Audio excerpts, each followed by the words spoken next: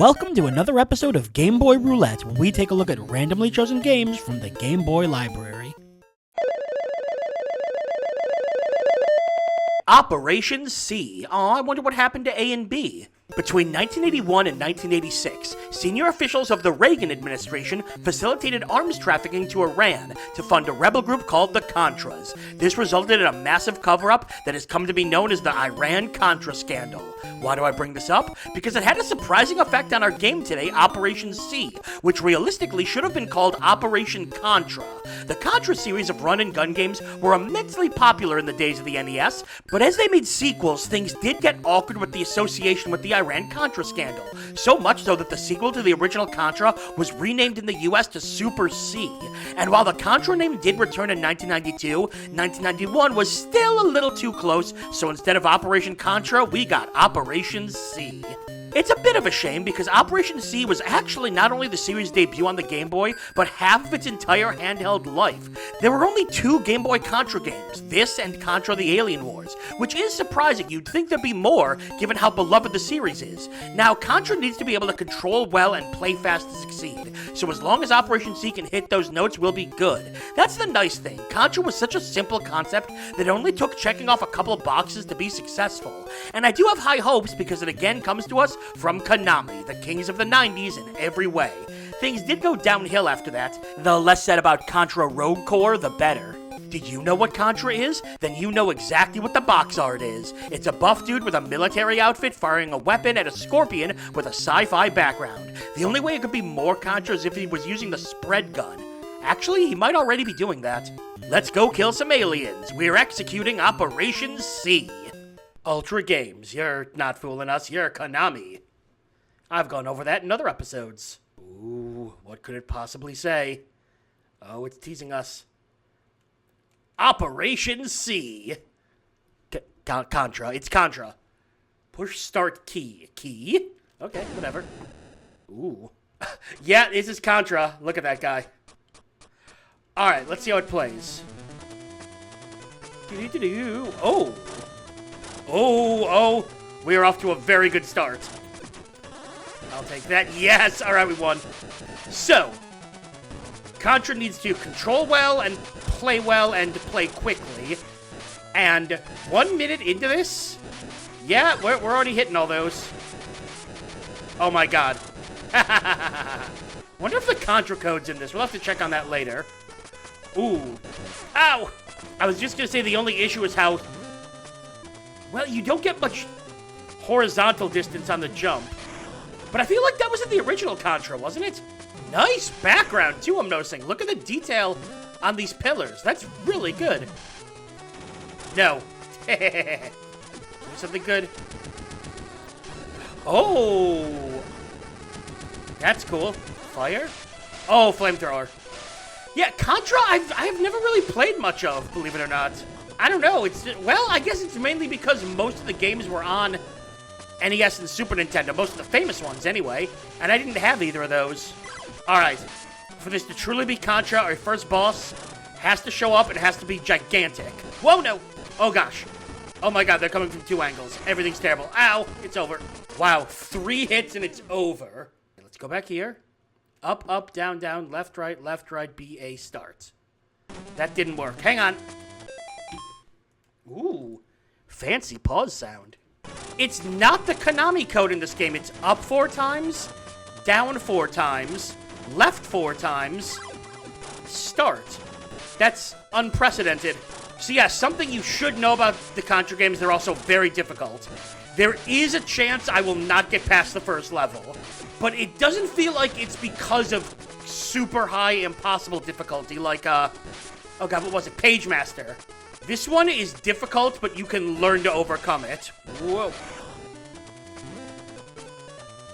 I mean, it's a Konami game, so it goes without saying, but man, this music's great.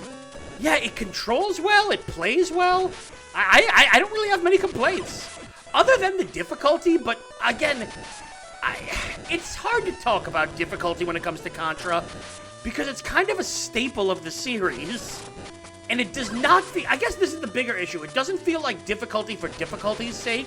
It feels like just a hard game, but fairly hard. Hard in a fair way. Does that make sense? Am I talking nonsense? All right, we need a power-up. Uh-oh. Well, the boss is giant. I wasn't expecting it to be a submarine, though, but I can live with that. Oh, gosh.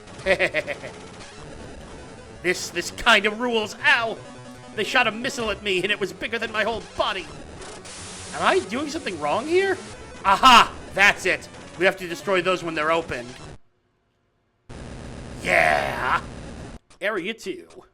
I wonder if there's going to be any 3D parts of the game. Oh, hi there! This isn't what I was expecting. I was expecting more the into the screen perspective like Konami did, but I'll take this. Oops. I got lightly tapped on the shoulder and died. This should work eventually. Ow, my brain. Contra is a really fun game, but it's not for everyone because it does have that difficulty. From there being a lot of bullets on screen, and if you get hit once, you die. 3 times and it's game over. No, come back! Darn it. But if you can get past that difficulty, it's fun. It's really fun. Oh, goodness. Whoa.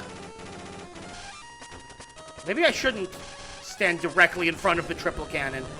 Oh. I suppose that makes sense. Oh, give. Flamethrower, heck yeah. Okay, that thing went down quickly. Oh, there's just something so immensely spread gun. Ow. Well, we enjoyed that spread gun for a full nanosecond.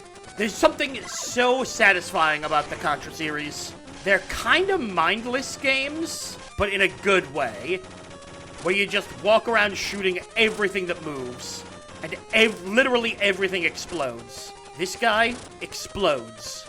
So the game captures the Contra feeling, still scaling it down while looking good, and playing well. Yeah, I got no complaints. Operation C is a total success. I mean, come on, forget what Ronald Reagan said. Just keep calling it Contra. The operation was a complete success. Next step, reattach the Entra. Although I don't have a lot of experience with the Contra series, I'm familiar enough with it to know what it has to do to not only capture the feeling, but to be fun as well. And Operation C hit every note that it had to. As you would expect from anything by Konami in the 90s, the music and presentation were both well beyond what a significant amount of 1991 Game Boy games were. And more importantly, the gameplay was fantastic. Simple but satisfying run-and-gun platforming. It's really astounding how great Konami was at the time. Almost everything they touched was gold, and especially for what was at the time one of their biggest franchises, they did it justice for its first handheld appearance. But the thing I'd like to talk most about is the difficulty, because while Operation C did have high difficulty, it wasn't the kind that ruined the game. I've played games where the difficulty feels artificial, like they just increased the number of enemies or made levels absurdly long. But in Operation C, it was a lot more balanced. It was more about setting up a challenge that was high, but not insurmountable. That perfect level where it's tough to get through, but oh, it feels so good to do it. I didn't show this, but I did die several times trying to get to level 2. But each time I came back, I knew what I had to do to make progress. For me at least, that's the ideal difficulty. Hard enough to be a meaty challenge, but not so hard that you throw the Game Boy across the room in frustration. I might just have to come back to this and complete the game in another video, because it hooked me immediately. This gets a high recommendation from me, perfect for anyone who wants a more difficult, but satisfying, retro game. And now to work on my report on the Iran Operation C scandal. The world deserves to know the truth. And that's all for another episode of Game Boy Roulette. Make sure to like the video, comment, and subscribe to follow the series as we continue to dig through the Game Boy vault. I'm Brian J, and I'll see you next time.